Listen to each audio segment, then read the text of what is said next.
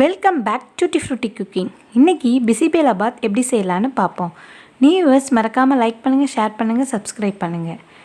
இன்றைக்கி தினை அரிசியும் துவரம்பருப்பும் வச்சு தான் பிசிபேலாபாத் பண்ண போகிறோம்.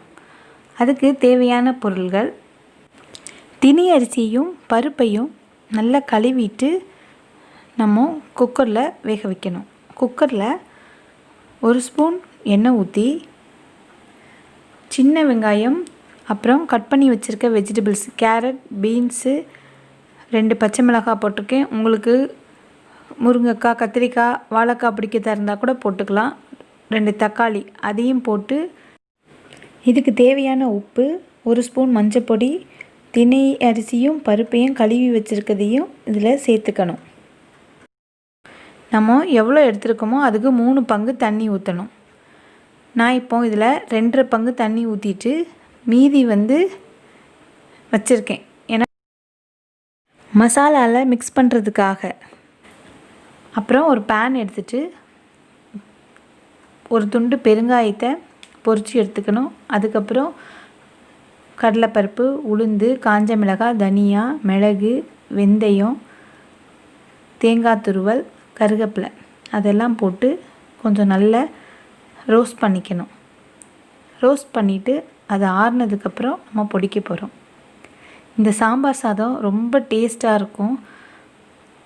இதில் வறுக்கும்போதே ஒரு பட்டை, 2 ஏலக்காய் அதையும் போட்டிருப்போம், 1 ஸ்பூன் எள்ளு, அதெல்லாம் சேர்ந்து வாசனை ரொம்ப அட்டகாசமாக இருக்கும்.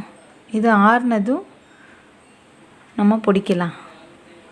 அதுக்கு முன்னாடி குக்கரில் நம்ம சேர்த்துருந்த தினை அரிசி, பருப்பு, வெஜிடபிள்ஸ், இப்போது லெமன் சைஸ் புளியை கொஞ்சமாக தண்ணி ஊற்றி கரைச்சி வச்சுருப்போம், அதையும் அதோடு சேர்த்துக்கலாம்.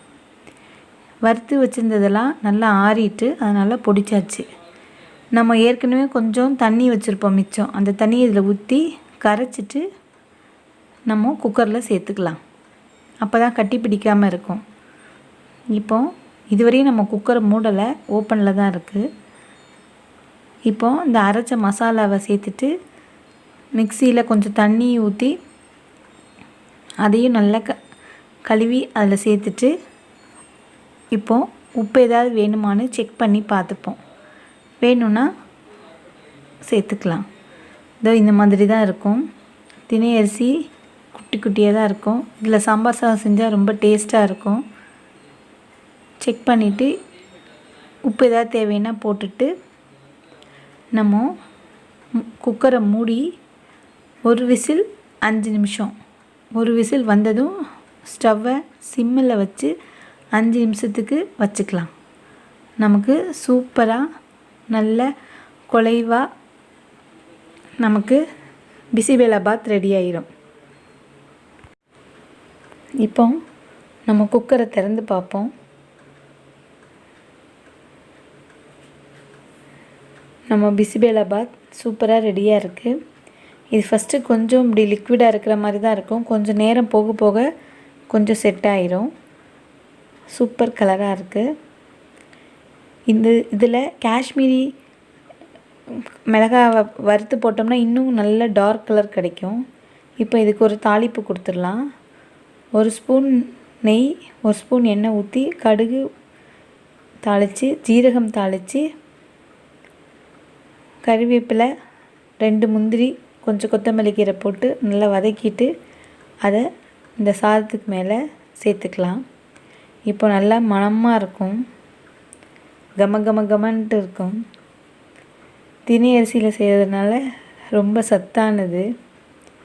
பசங்களுக்கெல்லாம் கொடுத்துடலாம். இது யாருக்கும் எந்த டிஃப்ரென்ஸும் தெரியாது, நல்லா டேஸ்டியாக இருக்கும். இதோட நம்ம பிசிபேலாபாத் சூப்பராக ரெடி ஆகிடுச்சு.